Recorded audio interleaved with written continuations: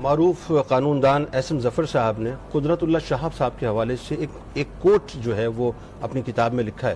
وہ کہتے ہیں کہ تل ابیب میں قدرت اللہ شہاب صاحب جو ہے خفیہ دورے پہ گئے ہوئے تھے جی. اور اس دورے کا تذکرہ انہوں نے مجھ سے کیا. اور وہ کیا بتلاتے ہیں؟ وہ بتلاتے ہیں کہ وہ جا کر ایک یہودی پروفیسر کے یہاں رکے, اپنی شناخت ظاہر نہیں کی.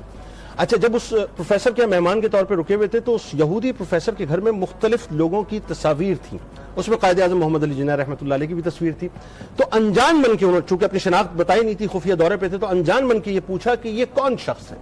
تو اس یہودی پروفیسر نے یہ کہا کہ یہ محمد علی جناح ہے, اس نے ایک نیا ملک بنایا ہے جس کا نام پاکستان ہے, بانی پاکستان ہے, اور یہ ملک اسلام کے نام پر بنا ہے. اب اگر یہ ملک کامیاب نہیں ہوا تو پھر دنیا میں کہیں بھی اسلام کامیاب نہیں ہوگا. یہ جملے اس یہودی پروفیسر کے. آپ سمجھ رہے ہیں اس بات کو؟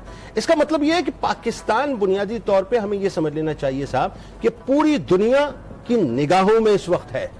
میں ہماری لوکیشن ویسے ہماری لوکیشن, چاہے وہ جغرافیائی حوالے سے آپ بات کریں یا ویسے آپ بات کریں, آپ ہر ایک کی نگاہ میں ہیں.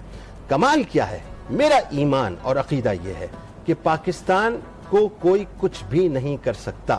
اس کی بہت سی وجوہات ہیں. اس کی بہت سی وجوہات یہ ہیں کہ اسی سرزمین کے اوپر سدرہ غزوہ ہند ہونی ہے, اور اسی سرزمین سے پاکستان نے اٹھنا ہے.